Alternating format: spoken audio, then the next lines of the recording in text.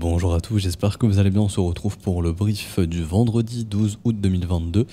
Donc aujourd'hui on parlera Bitcoin. Comme d'habitude, je fais juste une petite mise à jour Bitcoin, Ether et plutôt Ethereum avec petite vigilance sur Bitcoin quand même. Et peut-être un tout petit point macro rapidement sur le S&P 500 avec des vigilances aussi. Alors le Bitcoin vigilance, pourquoi? Je dis pas que c'est bearish, ça va baisser. Je vous mets en garde sur une petite chose, c'est qu'on est sur un momentum quand même qui est divergent, c'est-à-dire un momentum qui perd de sa force ici, qui montre tout simplement que les acheteurs ont de moins en moins de force, donc simplement qu'on a une perte de la force du mouvement du côté des acheteurs, ok. Donc les acheteurs ont de moins en moins d'énergie pour pousser ce marché. Imaginez que c'est un peu comme un marathon, on serait peut-être à la fin de ce marathon, donc où les acheteurs seraient épuisés, mais les vendeurs n'ont pas encore repris le dessus. Attention, pourquoi? Parce qu'on est venu faire un nouveau sommet sans vraiment breaker. Donc déjà, on est toujours dans cette zone de combat. Donc c'est pour ça, vigilance, il faut vraiment s'en affranchir pour vraiment aller dans une direction, que ce soit haussière ou baissière, bien évidemment. Mais surtout, attention, parce que là, on a sorti tous les vendeurs. Les prochains vendeurs, ils sont beaucoup plus hauts maintenant. En termes de stop loss, en termes de liquidation, il y a des liquidations, bien évidemment, ici, ici, ici. Ça, il n'y a pas de problème. Mais sinon, en termes de stop loss, c'est plutôt tout là-haut maintenant. Et du coup, il y a de la marge pour y aller. Il y a de la marge et c'est ce qui fait que ici, on a sorti beaucoup de vendeurs. On a sorti beaucoup de vendeurs et on accumule beaucoup d'acheteurs avec tous ces creux ascendants depuis des semaines. Donc attention à ce niveau-là. Si jamais on a une clôture sous la bougie d'hier, aujourd'hui, ça déclencherait une pattern de retournement, ce qui serait un élément bearish et qui, ça, du coup, pourrait produire justement un effet de retour dans le bas du range, donc vers les 22 500 $. Donc il faut vraiment faire très très attention à ça. Est-ce que l'objectif post-CPI c'était juste d'aller sortir tous les vendeurs pour déclencher un mouvement baissier? Il faut faire attention. En tout cas, il y a une anomalie au niveau du momentum, donc c'est pour ça que je suis alerté sur ça. Pareil au niveau du volume acheteur qui commence à être très décroissant. Vous voyez ici, on a des barres de plus en plus petites, ce qui veut dire que les acheteurs sont de moins en moins agressifs. On a besoin d'acheteurs qui contrôlent un marché, et pour l'instant, ces acheteurs ne contrôlent pas forcément le marché. En tout cas, c'est ce que nous dit le volume, en tout cas, sont vraiment en perte de contrôle. Ce qui est intéressant en H4, c'est qu'on avait parlé de la trendline ici, et on est venu parfaitement la taper. Pas de cassure pour l'instant, on a tenté, mais on a réintégré.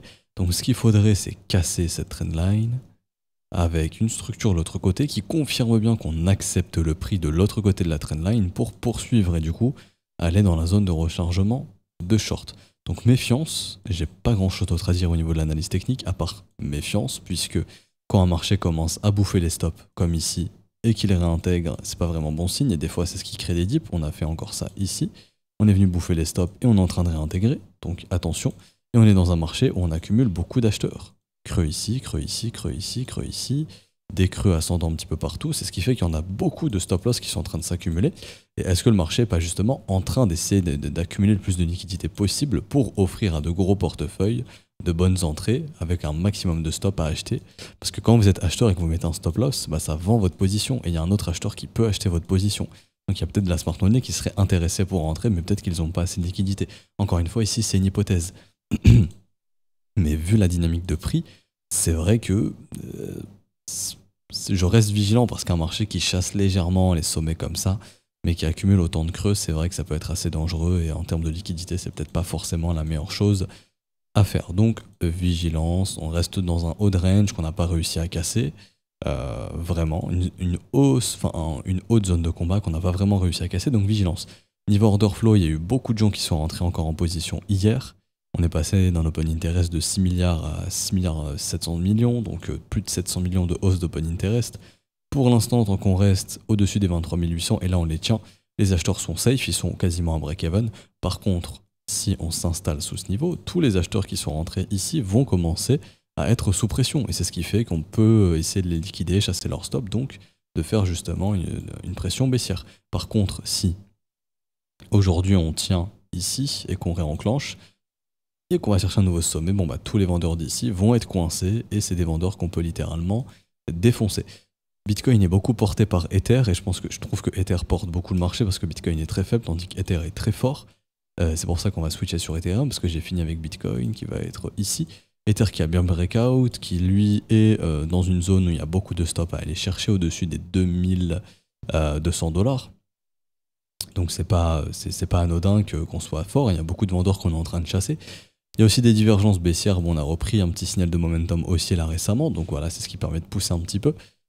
Et sur Ether, c'est beaucoup moins de vigilance que sur Bitcoin, parce que lui, Bitcoin est beaucoup plus faible, alors que lui, Ether est très fort, et pour l'instant, je vois pas de signal d'alarme, à part cette divergence de momentum qui s'est formée, mais en dehors de ça, je vois pas grand-chose.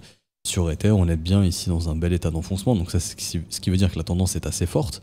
Et tant qu'on n'en sort pas, bon, bah, la tendance reste forte. Et l'objectif, ce serait pour moi, je pense, 2200, 2300 $ toujours, hein, comme je le dis depuis plusieurs semaines.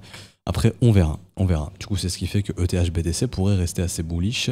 Et même, on le voit sur Ethereum, on a toujours des fundings majoritairement négatifs, des ratios short très importants. Donc, sur les contrats dérivés, les gens sont plutôt positionnés short. En tout cas, des informations qu'on a. Donc voilà, c'est ce qui fait qu'on peut continuer de les squeeze. Et pareil, même analyse. Hop, on prend ici la hausse d'open interest majeure qui se trouve ici. Tant qu'on évolue au-dessus de ces zones de prix, c'est les vendeurs qui sont coincés. Si on commence à aller sous les 1700 $, là ça commence à puer vraiment pour les acheteurs. Mais pour l'instant, c'est pas le cas. Et on a surtout là récemment une bonne majorité de funding négatif. Donc ça veut dire que les vendeurs sont plutôt agressifs sur les contrats dérivés. Donc ouais, pour le coup, c'est ce qui pourrait justifier encore les short squeeze. Et vigilance aussi sur Ethereum. En tout cas, il ne faudrait pas s'étonner si on a du retracement, parce que lui, Bitcoin, pourrait donner un signal de retracement qu'il ne donne pas forcément. Et vous voyez ici, je vais changer de chart, je vais prendre une chart clean, passer en grand écran. Et vous voyez cette résistance pour l'instant, sur Bitcoin, on a vraiment du mal à la passer. Au moment où on break ça, vraiment, là, il n'y a plus de problème, et la prochaine résistance, elle est là-haut. Donc vers les 28 300 $. Mais là, on a vraiment beaucoup de mal, donc vigilance, parce que si ici c'était juste le fait de chasser tous les stops et que derrière on a une pattern de retournement baissière, ça veut dire que tous les acheteurs qui ont joué le breakout sont coincés et que du coup il y a au moins des petits creux à venir chasser ici, là, sous les 22 400, pour peut-être après, voilà, faire un W de continuation plus important. C'est ce qui pourrait arriver ici. Donc vraiment, je le répète, vigilance à nouveau. Et du coup, pour finir la macro, je vous fais un petit point avant de partir en week-end et que les marchés US se clôturent. Où est-ce qu'elle est ma chart? Allez ici. Alors, vigilance pourquoi? Parce qu'on est venu chercher des zones de stop pendant un événement de liquidité qui était donc le CPI. Hier, on termine la journée pas très positivement. On a Apple aussi qui a beaucoup porté le S&P 500 et le Nasdaq, donc les indices US. Sur ce mouvement haussier qui commence à faiblir légèrement, donc c'est pas une grosse faiblesse, mais un petit peu. Et pareil, on est venu nettoyer les stops d'ici. Les prochains stops, ils sont au-dessus des 4300.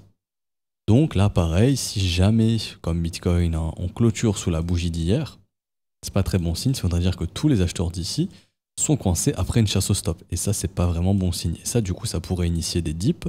Donc, en gros, un creux peut-être ascendant pour une poursuite haussière, mais au moins un retracement. Donc par exemple le fait de revenir, je sais pas moi, juste ici, bah, rien que le fait d'avoir une petite baisse comme ça du S&P de 1,80%, ça pourrait pousser un petit peu par exemple le Bitcoin à lui aller retourner dans le bas de son range, voire même, histoire de revenir sur son premier arrêt vers les 21 900 $ par exemple, pourquoi pas. Donc ça c'est si on clôture sous la bougie d'hier. Et du coup si on a une journée baissière aujourd'hui sur le S&P 500, il y a de grandes chances que le Bitcoin lui aussi puisse être baissier. Okay, mais au niveau de la dynamique de prix, le S&P reste pas mal haussier ici, il n'y a pas de problème. Franchement, ça reste haussier. Et peut-être qu'on va initier une structure, vraiment une grosse figure de retournement dans les prochaines semaines. Je pense que vous voyez un petit peu, mais une potentielle épaule tête épaule inversée. J'arrive pas à trouver où est-ce que... Alors, ici, par exemple, quelque chose comme ça. Sait-on jamais. Une grosse épaule tête épaule inversée qui pourrait du coup mettre fin à ce marché baissier et puis qu'on puisse retrouver de nouveaux sommets au courant de l'année 2022-2023, peut-être. Ok. Donc attention, vigilance, ici là, avec ce genre de bougie. Moi je suis pas fan de voir des bougies où on monte et puis en fin de session, bam, les vendeurs se remanifestent et on clôture rouge comme ça. Ce qui montre que ce breakout, bon, on a vraiment du mal à poursuivre. Là, en tout cas, il y a un gros point de rejet. Donc il y a des vendeurs qui sont assez chauds et qui ont bien retourné le marché ici. Donc ouais, si on rebascule sous ce point, c'est vraiment pas bon. Je vais d'ailleurs mieux retracer mon petit trait rouge ici pour être plus précis. Comme ceci. Et ça pourrait être initiateur de retracement, en tout cas d'un dip. Hein, donc ça pourrait, Bitcoin pourrait suivre, etc. Donc vigilance quand même. On s'arrête ici pour aujourd'hui, j'espère que ça vous aura plu. Donc je suis pas là pour dire que le marché est baissier, hein. Ce mouvement pour l'instant reste haussier, je préfère le préciser. Je suis juste là pour, voilà, essayer de calmer un petit peu l'euphorie qu'on peut trouver, même s'il y a beaucoup de gens baissiers. Franchement, il y a beaucoup de gens qui attendent beaucoup plus bas, etc. Donc ça, c'est des gens qu'on peut piéger ou qu'on peut faire souffrir avec un dip, et puis on leur fait croire qu'on va chercher leur niveau de prix là-bas et on n'y va pas, et du coup on les forcera à racheter beaucoup plus haut. C'est fort probable qu'on puisse faire quelque chose comme ça. Si jamais il y a un dip qui se met en place, parce qu'il y a beaucoup de gens qui sont bearish et qui n'ont qu'une envie, c'est que les prix redescendent parce qu'ils s'empêchent d'acheter depuis des semaines et des semaines, ce qui leur va leur donner un biais baissier, d'espoir que ça puisse chuter pour enfin acheter. Et c'est pour ça que je pense qu'il y a peu de dip aussi, hein, pour frustrer beaucoup de gens et les forcer à acheter au pire moment si jamais le mouvement se met à accélérer. Mais en dehors de ça, sinon voilà, ça reste haussier, il n'y a pas de problème, il y a juste des éléments techniques. Comme j'ai dit, les divergences baissières et aussi du coup le fait que là on n'est pas vraiment de vrai breakout, donc voilà. Tant qu'on évolue là-dessous, vigilance, une fois qu'on y va vraiment, on pourra se dire qu'on peut être dans un retracement plus intéressant, avec des acheteurs plus confiants, et du coup pour aller chercher les prochains niveaux, 28 000 et peut-être même pourquoi pas les stops au-dessus des 32 000, donc avoir un retracement plus important. Comme je disais, on s'arrête ici, c'était juste pour voilà, bien contextualiser les choses. On s'arrête ici, j'espère que ça vous aura plu. Si c'est le cas, n'hésitez pas à laisser un petit pouce bleu, à vous abonner si ce n'est pas déjà fait, à nous rejoindre sur Discord, je vous mets le lien en description en commentaire. Si vous souhaitez rejoindre l'école, vous pouvez le faire via les modalités crypto, donc tout ce qui est paiement BNB, Ethereum, USDT, il y a les réseaux, il y a les adresses, il y a les explications, il y a les montants. Si vous avez une quelconque question, n'hésitez pas à la poser sur le Discord ou en commentaire de cette vidéo, je pourrai y répondre, ou également si vous avez procédé au paiement, vous pouvez envoyer le TXID à tous les professeurs, le premier qui le voit, le valide, et comme ça vous avez votre rôle élève, vous serez les bienvenus. On se retrouve donc probablement lundi pour une prochaine update. Bon week-end à tous, ciao ciao.